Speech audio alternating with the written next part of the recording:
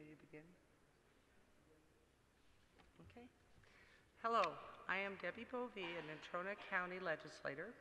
Welcome to the 2018 Democratic Gubernatorial Primary Debate, sanctioned by the Wyoming Democratic Party and sponsored by Wyoming Public Radio, Casper College, and the Casper Star-Tribune. We're in the beautiful Wheeler Concert Hall on the campus of Casper College. I've never been here. It's gorgeous. I want to thank voters from across Wyoming who submitted topics and questions for today's debate.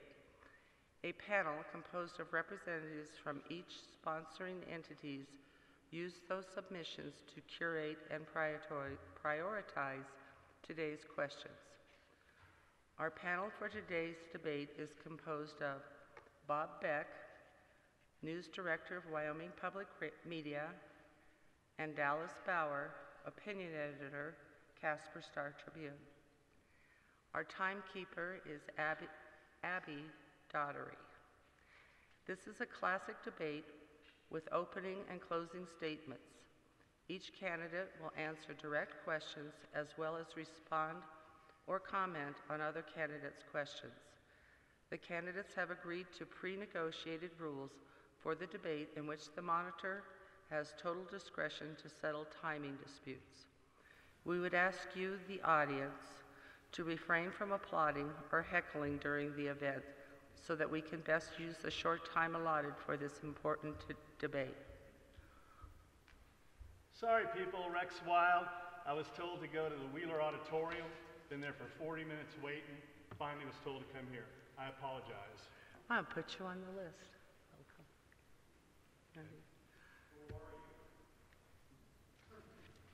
Who am I? Rex Wilde. A gubernatorial candidate. Yes. Yes. Here, Rich. Let's see if we can find you a podium. Yeah. You know what? I'll just see you guys in Rivers. No, please stay. Please stay. We're getting taken care of right now. Since he's late as a moderator, are you willing to allow Mr. Wilde? Absolutely.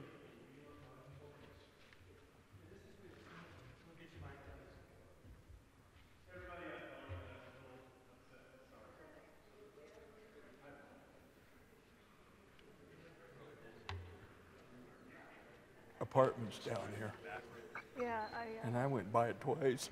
I said, that can't be it. well, you know,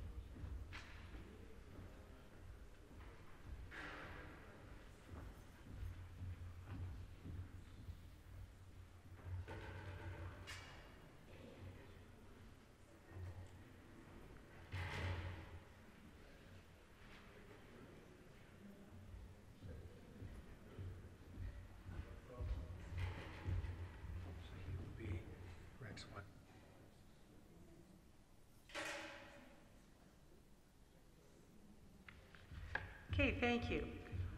I need to tell you that all four of the candidates said they would be participating. Today we have 3. And now it's my honor and pleasure to introduce to you the candidates running for Wyoming's governorship on stage for this debate: Mary Throne, Ken Casner, and Rex Wilde. Positioned on stage and the order of opening statements and questions were determined by drawing names from a hat 15 minutes prior to the debate. So with the first opening statement, we have Mary Throne. Thank you. Well, good evening, everyone, and thank you for being here, and thank you to the Casper Star-Tribune for organizing this event. I'm Mary Throne, and I'm running to be Wyoming's governor, the governor for all of Wyoming. I grew up on a ranch on Wild Horse Creek, west of Gillette, left to go to college, moved back to Wyoming in 1992, and spent 10 years in the legislature. I know that we can be more than a boom and bust state. It's not our fate, it's not our destiny, but it needs a changed thinking in order to get out of those cycles, and it takes all of us coming together and putting aside partisan politics. And that's why I'm running to be your governor. And I look forward to all the questions. Thank you. Thank you. Ken Casner. Imante, and hello. My name is Ken Casner. Now, the first part of that was for the Shoshones and the Arapahoes and our indigenous families. That's hello in Indian. Best I could do it. However, I'm here tonight to speak for Wyoming. I'm a candidate who believes in Wyoming first. I don't believe in following the party lines. However, I'm here tonight to speak for me and for Wyoming. So, how did I get here? I'm a dreamer, if you believe that. My dad came through Ellis Island, his family came through Ellis Island. And my mom's family came through South Texas. And they got here, and she was born March 7th, 1929, in Cotier, Wyoming. And that's it. Thank you. And our third candidate is Rex Wilde. How's everybody doing tonight? First and foremost, I want to thank all of our veterans tonight for your service. Thank you. Appreciate what you've done. My name is Rex Wilde. I'm a cabinet maker out of Old Cheyenne, running for the state office of governor. And my platform is tourism, water, and marijuana. And the reason I'm running for governor is for our water. We give our water away. Everybody thinks it should be allocated to them with no problem. And we have these old, antiquated water right laws that are garbage, and we need to stand up for our water, but we need revenue too. And the revenue will come from marijuana. And people, it's coming. Canada just legalized it June 1st, and it's going to be coming in Michigan in November. So we need to do it, and we need to do it now. Okay, thank you, candidates. And our first question goes to Ken Casner. Okay. Well, according to a study by AARP, employees 65 and older now outnumber teenagers for the first time in our country since 1948. What steps would you take to adapt new ways of working for an intergenerational workplace and take advantage of the expertise and experience of older workers? I'm sorry, I didn't make that out very well. It's hard to hear you. Again, according to a study by AARP, employees 65 and older now outnumber teenagers for the first time in our country since 1948. What steps would you take to adapt new ways of working for an intergenerational workplace and take advantage of the expertise and experience of older workers? Well, our older Americans have to work. That's one thing they have to do, because we're not doing a very good job of taking care of them. Also, our younger workers are having a hard time making a living in Wyoming.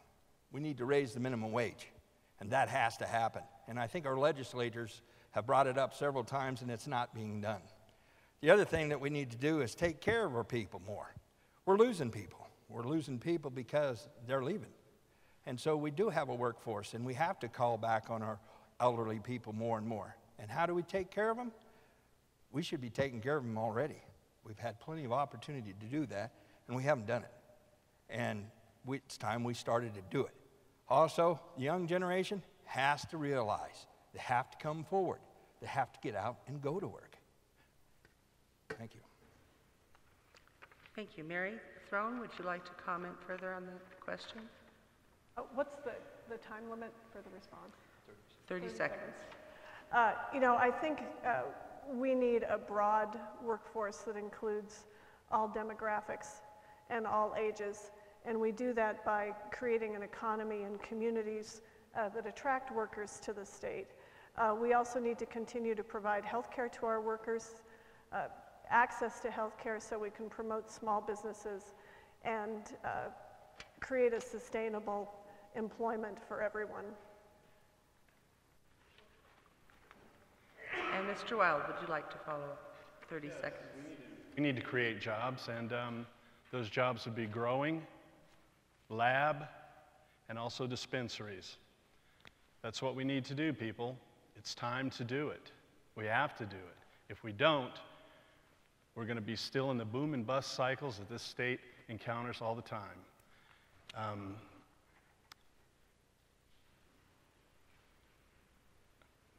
I was never told about the system, so go ahead and put the red one out.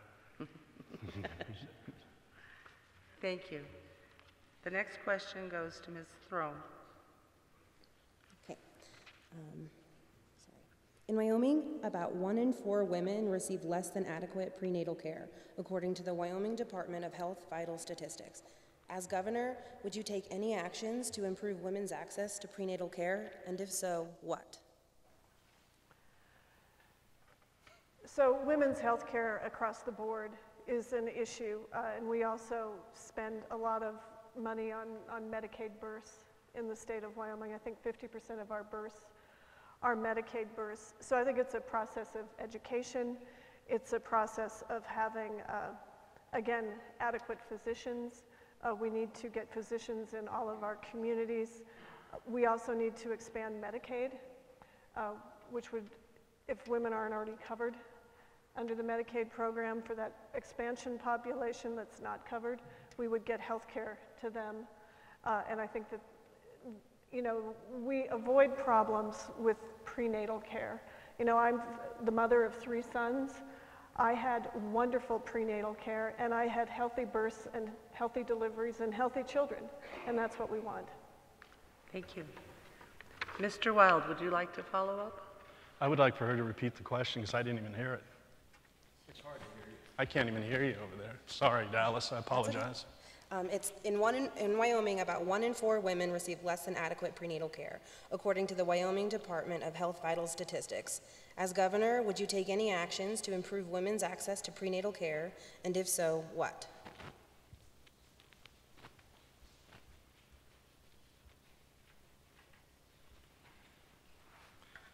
This is the equality state, okay?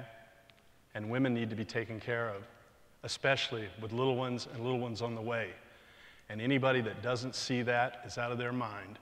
You know what? We've got one guy that running the country, he just splits up kids from their moms, you know? Look at that.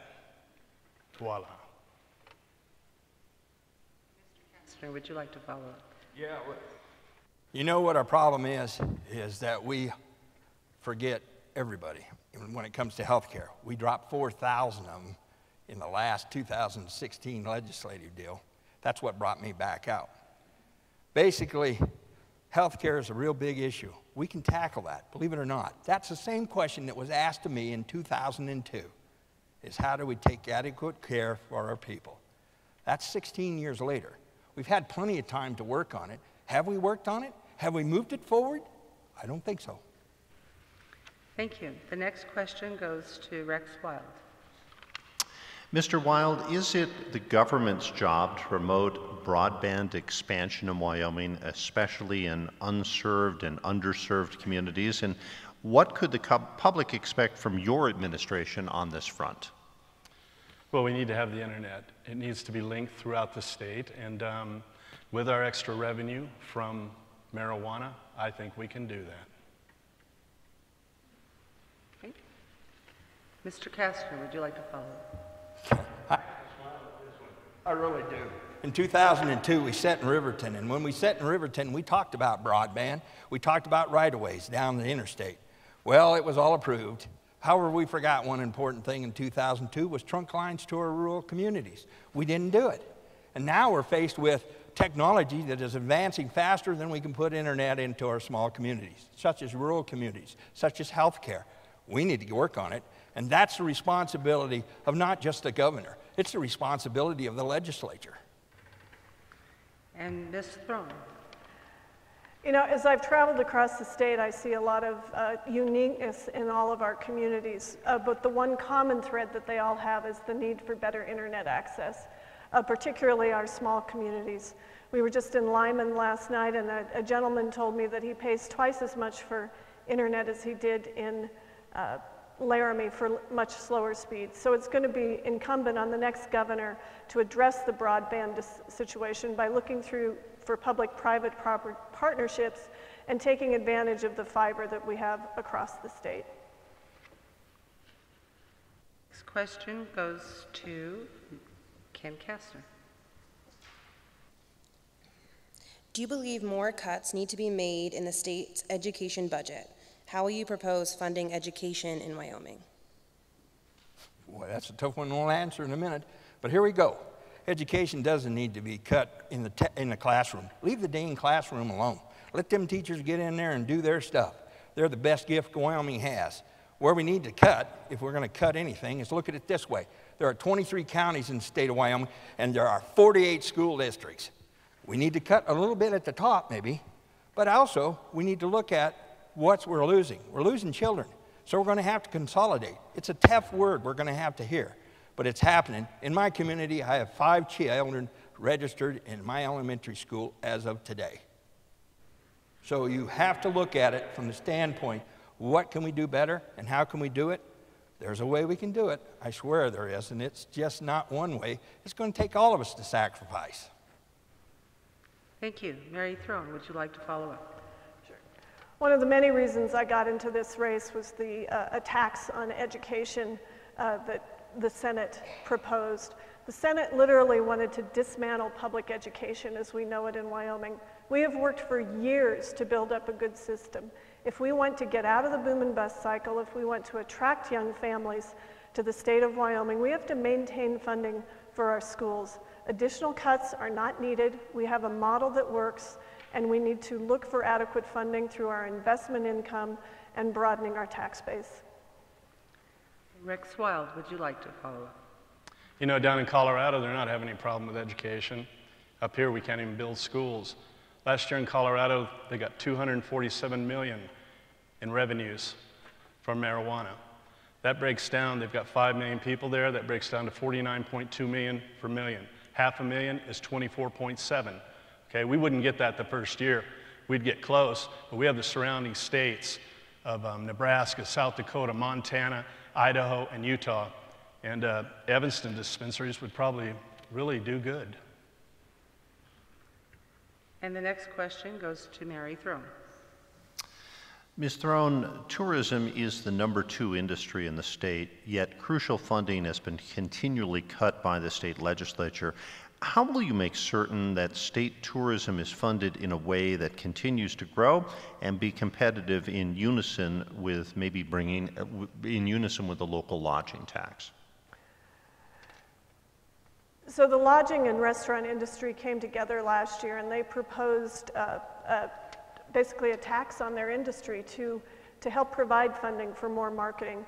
Right now, I believe Wyoming is 30th in marketing for tourism, which means a lot of our tourism opportunities are never known by people who would love to come to Wyoming. South Dakota, for goodness sakes, spends more money on tourism marketing than we do. And if we're going to continue to grow that sector, we have to find revenue. And so I would want to work with the restaurants and tourism industry on a viable tax structure that can bring some funding for their marketing purposes, because that's what they want to do. Okay, thank you. Rex Wilde, would you like to follow up? Last year, people, this state brought in $347 million in tourism, okay? $347 million. And we don't even have commercials about our state. You see these commercials, Texas, it's a whole other country. Asheville, North Carolina, they got the Biltmore. Wyoming has, Texas has got the Alamo, a coast. They've got the Biltmore. Look at what we've got. All we need to do is advertise, and we need to do it internationally also. And also, people, marijuana will help with the tourism. You won't have to go to Colorado to get your Rocky Mountain High. Sorry, folks. That's why I'm here. Thank you. Ken Casner, would you like to follow up? I'm in the restaurant business. I'm in a community of 191 people. And believe it or not, I'm 1.4 miles off the interstate. And believe it or not, here's another one. Yelp is the best help I've ever had, because Yelp in the computer age has made our group business grow. You can do that in Wyoming too. You can take and put us on Facebook and give us the avenues to come to. You know what gets me about the tourism industry? Nonprofit gets to advertise, profit doesn't. And I think that should be changed a little bit too. Thank you. And the next question goes to Rex Wilde. Mr. Wilde, will you support a woman's right to manage her own body without government interference? I can just say it louder. I apologize, I'm sorry. Will you support a woman's right to manage her own body without government interference?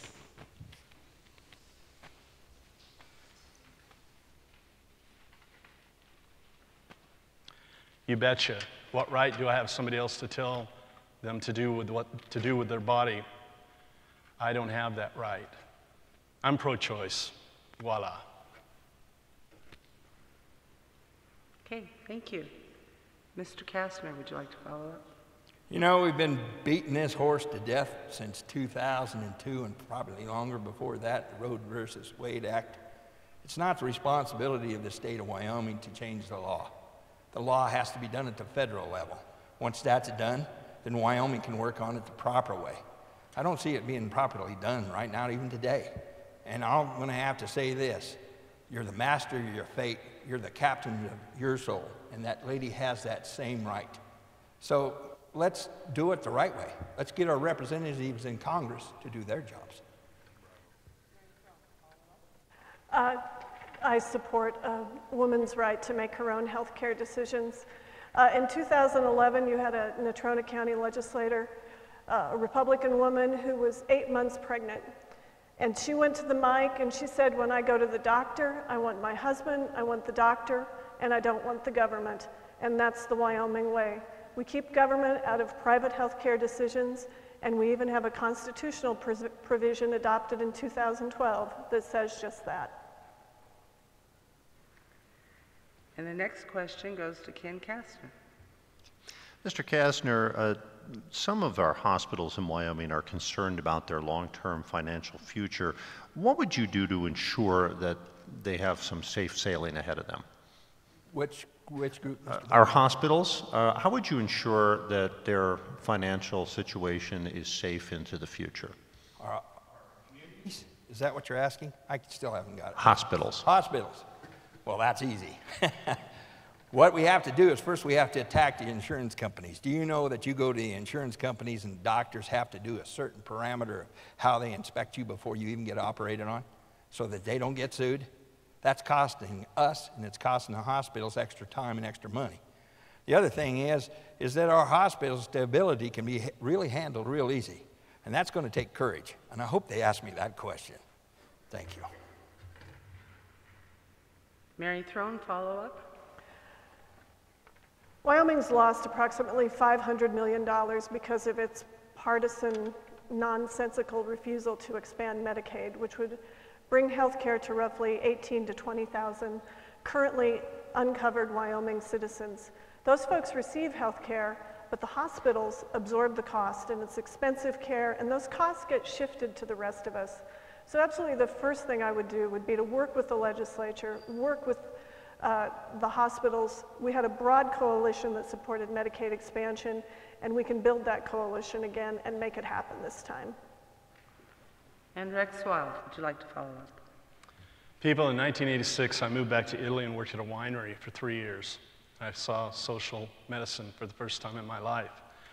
And we have a Senator Barrasso, Senator Enzi, and Miss Cheney, and they all voted for this health bill that was supposed to be so great and so wonderful for us and everything. And then the other Republicans refused to even vote for it. It needs to come from the top. It needs to come from the top. Why don't we have health insurance like they have up on the Hill? Why don't we? Next question goes to Mary Throne. Ms. Throne, what is your position regarding carbon-based energy versus renewable energy? What role does nuclear-sourced energy have in our future, and which do you prefer? Well, I prefer what the market chooses. It's not an us versus them, it's not an either or. The market will dictate which energy is used, and I support carbon-based fuels. I'm an energy person. I grew up in Campbell County, and I have more energy experience and energy knowledge than absolutely anyone in this race. I've represented coal companies, oil and gas companies, trona companies, and also wind companies. So we need all of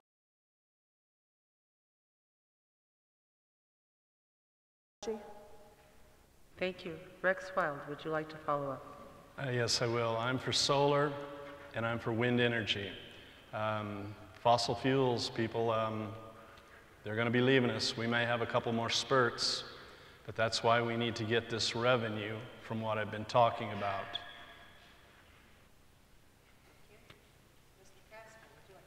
Yes, I would. Renewable energy, it's here. You just don't recognize it. It's already here. In Cheyenne, Wyoming, we have a natural gas plant that I didn't even know existed. We also have several wind turbine projects coming up. We're going to be faced with solar. It's coming. And what do? We still have to take care of our old regime. We want that too. But we need to move forward, and we're not moving forward. We got to move forward. We got to grasp it, embrace it, and like it. And yeah, there's a lot of coal miners that don't like it, but guess what? It's moving. Thank you. Next question goes to Rex Wilde.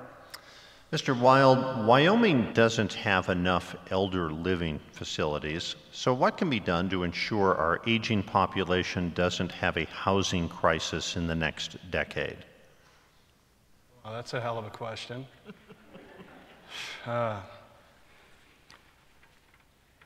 Well, you know what? You've stumped me there because I'm a firm believer in passionate closure. If somebody is unable to maintain the quality of life that they want, I think that they should be able to sign off with a doctor and be able to be put down just like an animal.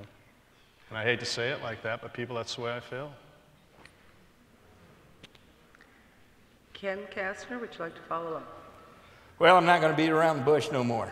We need to start looking at the largest industry in Wyoming, and that industry is the service industry. If we took 2% tax on the service industry and moved it to like we do the Mineral Trust Fund, you would see a wealth of growth come across Wyoming that bat your eyeballs out. And I'm willing to do it. I'm a businessman, and I'd pay 2% just to have that in for 10 years and make it go. Because then you could take care of the health care, you could take care of education, you could take care of everything and stabilize us. Mary Throne, follow up. I think the key for our seniors is putting in place programs and services and supports that keep them in their homes as long as possible, and also ensuring that as they get older, that if their property taxes skyrocket, that we have appropriate safety nets in place for our seniors. A lot of those were cut in the last few legislative sessions. But we have to make sure that we can keep seniors in their homes as long as possible to avoid skyrocketing state Medicaid costs for nursing homes. Thank you. Next question goes to Ken Casner. Mr. Casner, what is your position on public lands? Do you feel they should be given to the state, or should they continue to be managed at the federal level, and why? Okay, federal level, 48.2%. State level, 6.2%, added up. It's 54%. And basically, we're $500 to $600 million in debt right now, and if we took all that land under our wing and our breadbasket, we couldn't afford it. So, no, I am not in favor of that. Public land stayed to stay in public hands. The reason being, it's the Older Americans Act, and it's been there for a long time. And you know what I love about Wyoming? We're the best damn stewards that ever came to take care of it, and we're doing a wonderful job. Thank you. Follow up, Mary Throne. We have to keep public lands in public hands, and the best way to do that is to maintain the federal ownership of the public lands. Wyoming simply could not afford to maintain and absorb the costs of even one single wildfire. That being said, your next governor has to be an advocate for Wyoming with the federal government for multiple and predictable use of our public lands, allowing participation by our local communities so they have a say-so in what happens in the lands around them, and so that we preserve recreation as well as energy opportunities for the entire state. I agree with my colleagues, and I'm not going to elaborate because they've said everything that I was going to say. Next question goes to Mary Throne. Ms. Throne, one of the ongoing issues that has come up from time to time in the legislature is whether or not general fund money should go to the Wyoming Game and Fish Department. What are your thoughts on that? We need to make sure that the Wyoming Game and Fish Department is adequately funded. And if that takes general fund money, then that's appropriate. But as much as possible, it preserves the independence of the Wyoming Game and Fish Department if they are primarily fee-based. But we've put a lot of burdens on our wildlife experts in Wyoming, or the Endangered Species Act has. And it's very important that we maintain adequate resources so that we can manage those species at the state level, as well as manage all of our hunting, fishing, and wildlife opportunities. So if it takes general fund money, fine. But we should look for other sources of funding as well, and also expand the Wildlife Trust Fund to provide more revenue for wildlife management and wildlife habitat. Follow-up, Rex Wilde. You know what? All I heard was game and fish. Would you repeat the question, please? Should the Game and Fish Department get general fund money? Your thoughts on that?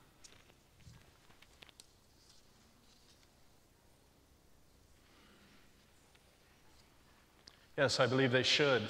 But first, we need to raise our out-of-state hunting licenses, fishing licenses, and our state parks for out-of-state people.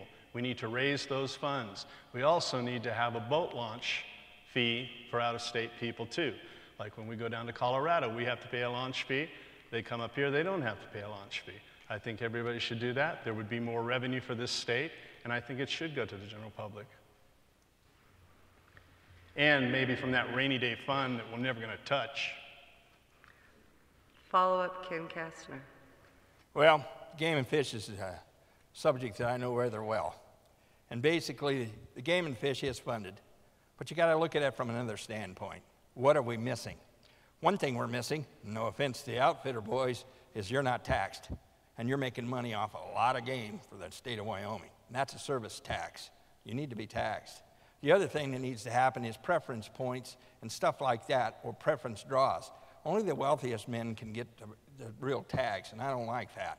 I like every man to have the opportunity to get a tag in Wyoming, and I'm tagged out. And the next question goes to Rex Wilde. Wyoming is currently third in the nation in terms of suicide. What would you do to address this?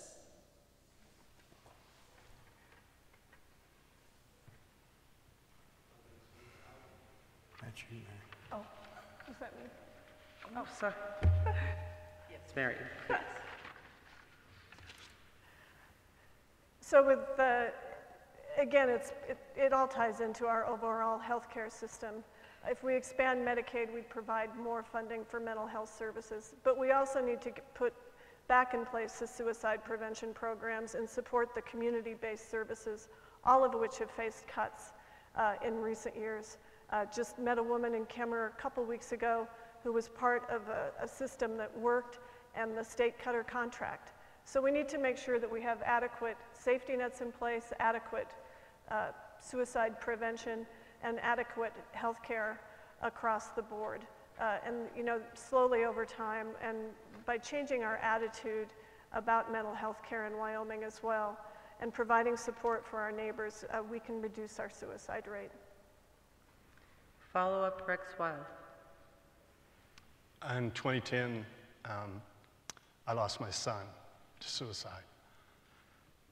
It was over a girl, something that he could have come and talked to his dad about, but it never happened. And to this day, I still blame myself. And when you think about suicide and you try to think of ways to prevent it, I still have no clue whatsoever. And the next question goes to Ken Casner.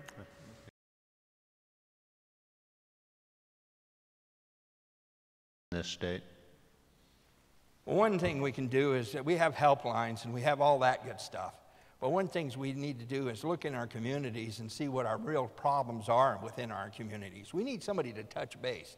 They need to walk in there. We have the programs, we're just not reporting it back. And if we reported it back to our psychologists and our trained people who can help with career and everything else, and job training and everything else, we can make a better living environment for the people who are truly stressed out. And they are stressed. Follow-up, Mary Throne. I think I'm starting to sound like a broken record. Again, Medicaid expansion would help with our mental health services in the state. But beyond that, we established a system of community mental health centers, and we need to continue to build on that, but also to make sure that we can get services in our smaller communities. And it really starts with law enforcement who has the first encounter, perhaps, with somebody who's at a crisis point, to the hospitals, to the healthcare providers. And we can also expand telehealth and expand the availability of services for mental health. And for our final follow-up, Rex Wilde. Mental health. People right now, we've lost more Iraqi and Afghanistan veterans to suicide than actual combat. We're losing quite a bit a month. And Senator John Boehner last year said that we need to legalize marijuana to give it to our troops instead of the opioids that they are receiving now. Dr. Sanjay Gupta talked about this also one night on CNN, saying and praising the benefits of marijuana. I got the red flag, I got it. Thank you. That concludes the direct question portion of the debate. With the first closing statement is Rex Wilde. Closing statement. 50. Everybody, I'm just a cabinet maker out of Old Cheyenne. I'm a veteran, served in the 509th Battalion Combat Team in Vicenza, Italy, and the 82nd Airborne in Fayetteville, North Carolina. I also served with the 1022nd Medical Detachment here in Cheyenne, not here, but in Cheyenne. And I'm bilingual. I speak Italian, I speak English. The reason I'm running for governor is because my passion is water. Think of it this way. You've got a tap. You open that tap. You have to pay for that water. Wyoming is a tap. California, Arizona, Colorado, New Mexico, a lot of these states don't pay for that water. We give it away, and we need to do something about that. And with our revenue from marijuana, we can take on the federal judiciary and fight for our water, which we need to do. Thank you. Ken Casper, closing statement. Yeah, it's taken me 16 years to get right here. I have never taken any money from anybody. I ran for every legislative office. I've served 2 years on the city council. I've been on the Wyoming Business Council. I've been on waste management. I've done a lot, and I've learned politics. I actually have learned it. And the reason I'm here today is to tell you that we are not represented in the way representation should be. We are but a myth. And basically, a governor is an agent. He is a spokesman for you, everybody in this room. And when you speak to the head office, you should be speaking to that head office all the way through, all your representatives up the line. And what should be happening is that when we come back out, like I'd like to do, is come back out with the weed division. We go to you, and we ask you what you want. Thank you. Thank you. And Mary Throne, closing statement. Thank you, Debbie. Thank you for being our Representative Bovee, for being our moderator tonight. And thank you to Bob and to Dallas for being here. And thanks again to the Casper Star. And thanks to all of you for being here and listening attentively. Tough questions tonight. A lot of issues facing Wyoming.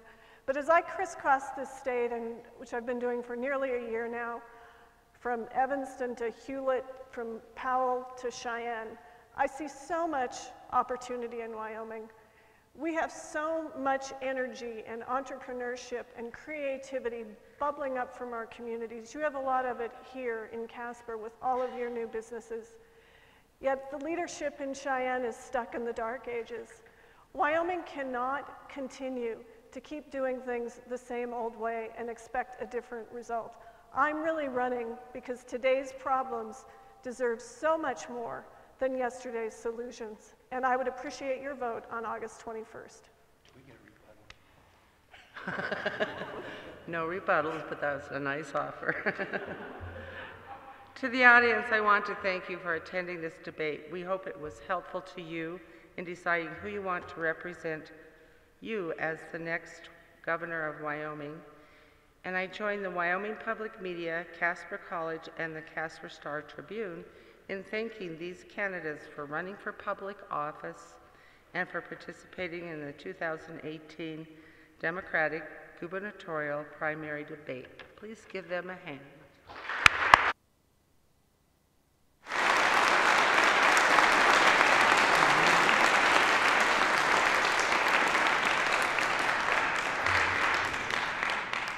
And have a good evening.